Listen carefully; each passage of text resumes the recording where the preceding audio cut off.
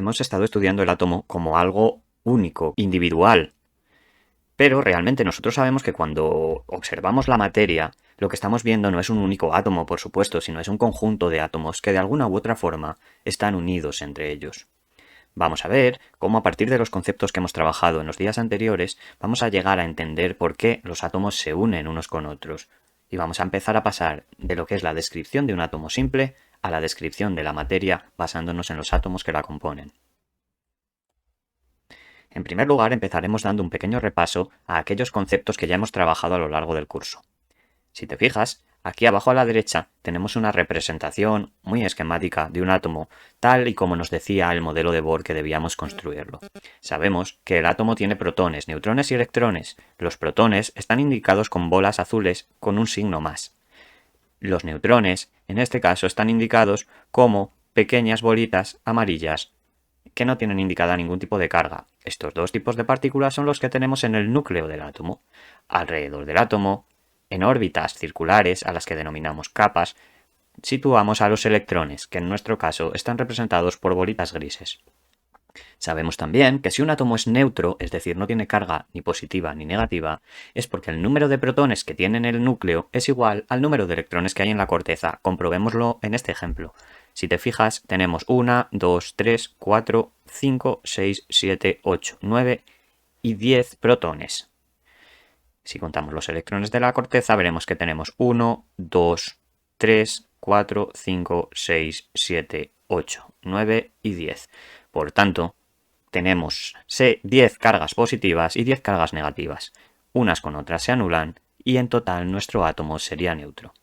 Por último, comentar que nos podemos referir a los átomos por el número de protones que tienen en su núcleo. Ese número lo llamamos número atómico y habitualmente lo representamos con la letra Z. En nuestro caso, este átomo que tenemos aquí representado es el de Z igual a 10. Estos electrones de los que hemos estado hablando se distribuyen en capas según el modelo de Bohr, como ya hemos comentado. La primera de ellas, la más cercana al núcleo y por tanto la de menor energía, es la que denominamos capa K. En la capa K podemos tener como máximo 2 electrones. Podríamos tener uno y tener nuestra capa incompleta. Podemos tener 2 y tener nuestra capa llena, pero nunca jamás podríamos tener 3. Una vez que nosotros llenamos la capa K de un átomo, y si tenemos que seguir repartiendo electrones, pasaríamos a la segunda capa, la capa L. En la capa L, si recuerdas que lo calculábamos en su momento, lo que sabemos es que tiene 8 electrones como máximo. Es decir, podríamos tener 1, 2, 3, podríamos tener hasta 8, pero no podríamos tener 9 electrones.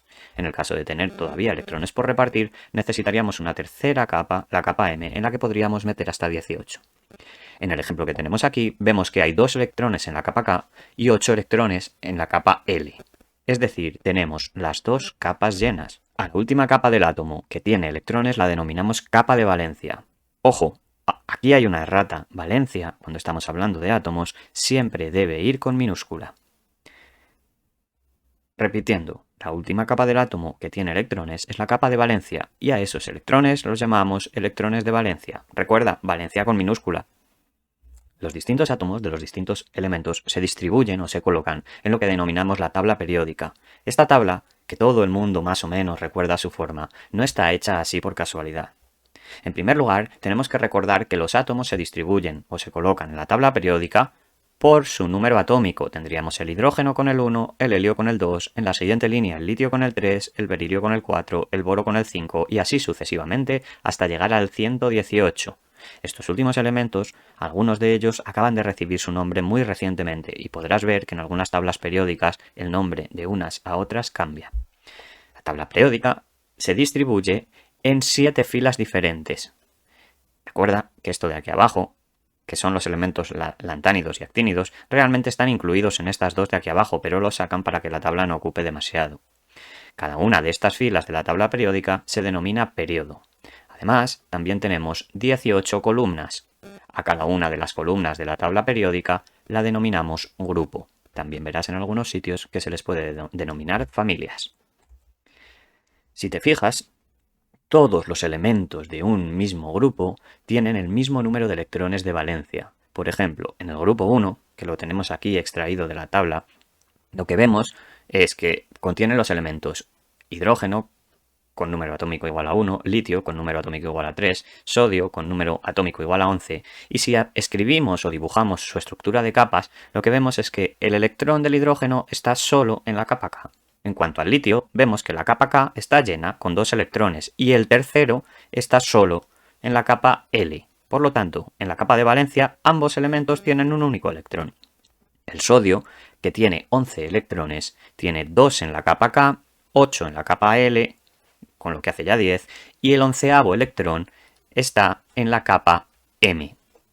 Por lo tanto, la capa de valencia del sodio es la capa M y contiene un único electrón. Si hiciéramos lo mismo para el potasio, el rubidio, el cesio y el francio, observaríamos que en su última capa, en la capa de valencia, todos tienen el mismo electrón. O todos tienen, mejor dicho, un único electrón. Esto sucede siempre que observamos la tabla por grupos. Si fuéramos al segundo grupo, a la segunda columna, todos los elementos tendrían 2 electrones en su capa de valencia. En la tercera columna, en el tercer grupo, todos tendrían 3 y así sucesivamente. Si miramos ahora la tabla por periodos y cogemos un periodo entero, el que empieza en litio y acaba en neón, por ejemplo, volvamos a la tabla anterior donde lo vemos. Este de aquí empieza en litio, berilio, boro, carbono, nitrógeno, oxígeno, flúor y neón. Es una misma fila. Lo que observamos es que todos los elementos que están en un mismo periodo tienen todos sus electrones en la misma capa electrónica. Fíjate, el litio tiene la capa K llena y en la L tiene 1. El berilio tiene la capa K llena y en el L tiene 2. El boro K llena y en la L tiene 3. Aquí tendríamos 4, 5 para el nitrógeno, 6 para el oxígeno, 7 para el flúor y el neón, que es el último, tiene 8. Es decir, el neón ha llenado su segunda capa, la capa L. Esto sucede así en todos y absolutamente todos los periodos de la tabla periódica. Lo podríamos ver con el primero, que contiene el hidrógeno y el helio, y podríamos comprobarlo con el resto de periodos de la misma manera. Hasta aquí, todo lo que hemos comentado lo habíamos visto en clases anteriores. Hoy vamos a dar un pequeño salto que nos va a permitir pasar de conocer los átomos y los elementos a entender por qué unos se juntan con otros. La regla más importante de la química en este punto es la regla del octeto. Esta regla dice que los átomos, para ser estables, para estar, por decirlo de alguna manera, cómodos consigo mismo y no intentar interactuar con otros, lo que buscan es tener 8 electrones en su última capa. También podemos pensar que lo que buscan es tener su capa de valencia, su última capa, llena. Si lo traducimos, como siempre, a un lenguaje un poco más riguroso, la regla del octeto dice que la configuración electrónica más estable de los átomos es aquella que tiene 8 electrones en su última capa. Vamos a verlo con algún ejemplo. Fijaos en el flúor. El flúor tiene 2 electrones en la capa K y tiene 1, 2, 3, 4, 5, 6 y 7 electrones en la capa L. Si realmente nosotros aplicamos la regla del octeto para el flúor, diremos, bueno, el flúor tiene 7 electrones en su última capa. Si quisiera tener una configuración estable, lo que necesitaría es ganar un electrón, coger un electrón de algún sitio, introducirlo en su última capa, en su capa de valencia, y de esa manera lograría tener una configuración electrónica estable. Bueno, pues si el flúor logra ese electrón y lo incorpora a su capa de valencia, veremos que ya tiene 8, ya cumple con la regla del octeto, se habrá convertido en un átomo muy estable, no buscará reaccionar, no buscará ningún funcionamiento que le haga cambiar, pero tendrá una carga negativa más. Por lo tanto, ya no es un átomo de flúor neutro, sino que se ha convertido en un ion de flúor. En concreto, un anión, porque tiene una carga negativa además. Por otro lado, si nos fijamos en el sodio tiene 2 electrones en su capa K, tiene 8 electrones en su capa L y tiene un electrón en su capa M. ¿Qué es lo que buscamos? Si seguimos la regla del octeto, el sodio lo que querrá es tener 8 electrones en su última capa. Obviamente tiene dos opciones. Una, o perder este de aquí y quedarse con la última capa, con la capa L llena, o ganar 7 electrones. Lo más fácil parece pensar que el electrón que le sobra lo pierde. Es más fácil perder un electrón que ganar 7. Por lo tanto, si ese electrón se va, el sodio quedará con 8 electrones en su última capa, que ahora será la capa L. De esa manera, el átomo de sodio neutro se habrá convertido en un catión positivo de sodio. Tendrá una carga positiva de más, porque ha perdido el electrón que tiene una carga negativa. Pero a cambio de eso, el sodio lo que logra es ser un átomo más estable. Esto, que es un poco raro de entender cuando estamos hablando de flúor y sodio por separado, se vuelve más fácil de entender cuando pensamos, vale, profe, pero si al sodio le sobra uno y al flúor le hace falta otro, ¿no puede coger el sodio y darle su electrón al flúor? Evidentemente, en la naturaleza, eso es lo que sucede. Es una de las consecuencias que tiene la regla del octeto. Veámoslas. En primer lugar, la consecuencia número 1 de la regla del octeto es que no vale ni para el hidrógeno ni para el helio, porque no pueden llegar a tener 8 electrones. Piensa que tienen 1 o 2. Y por tanto, en su caso, lo que tendremos que pensar es si la capa que llenan es la de 2 electrones, en vez de 8. El hidrógeno intentará ganar un electrón para tener 2, y el helio, como ya tiene 2, pues no necesitará nada. En cuanto a lo que comentábamos antes, recuerda que al sodio le sobraba 1 y al flúor le hacía falta 1. Pues este electrón que tiene el sodio puede pasar al flúor generando un átomo estable de flúor con carga negativa, un anión de flúor. Y además, como el sodio pierde un electrón, pues se queda con carga positiva, forma un catión de sodio con una carga positiva. Los dos se quedan con 8 electrones en su capa más externa.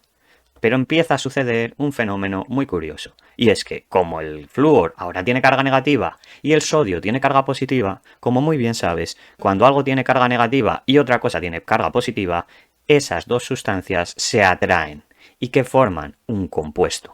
Esta es la manera en la que precisamente las sustancias de la naturaleza se unen para formar otras sustancias más complejas. Por un lado teníamos sodio, por otro flúor, son dos compuestos diferentes, pero cuando el sodio le regala su electrón al flúor, aparece una carga en cada uno de ellos que lo que hace es que se unen para formar un compuesto. Esto sucede así con absolutamente todas las sustancias que conoces, o bien cuando uno de los átomos regala un electrón a otro, o bien a veces en los que no les sobran tanto, comparten electrones unos con otros, de manera que hay algunos electrones que están a la vez en los dos átomos. Esto lo que provoca es que las sustancias se mantengan unidas y sean estables. Una vez que los átomos se unen, pueden hacerlo de diferentes formas. Una es el concepto de molécula, que ya has visto en muchas ocasiones. Una molécula no es más que la unión de varios átomos diferentes para formar un compuesto.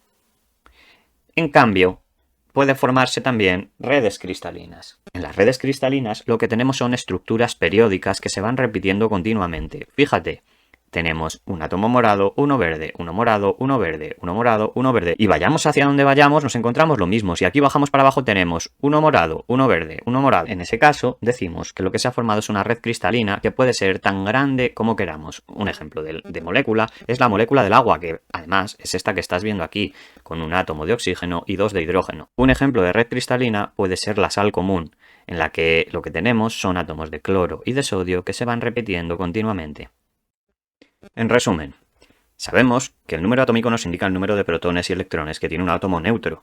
Si pierde o gana alguno de esos electrones, se convierte en un ión. Ahí ya no tiene por qué indicarnos el número atómico, lo mismo que el número de electrones. Es muy importante recordar eso. También sabemos que todos los átomos tienden a perder o ganar electrones, de manera que su última capa, la capa de valencia, se quede exactamente con 8 electrones. A eso lo llamamos la regla del octeto. En el caso del hidrógeno y del helio, en lugar de 8 serán 2. También sabemos que cuando los átomos se ceden, se comparten, se dan electrones unos a otros, forman compuestos. Recuerda lo que comentábamos, en el momento en el que un átomo cede uno de sus electrones al otro, uno adquiere carga positiva, el otro adquiere carga negativa, se atraen uno con el otro y forman una molécula o un compuesto.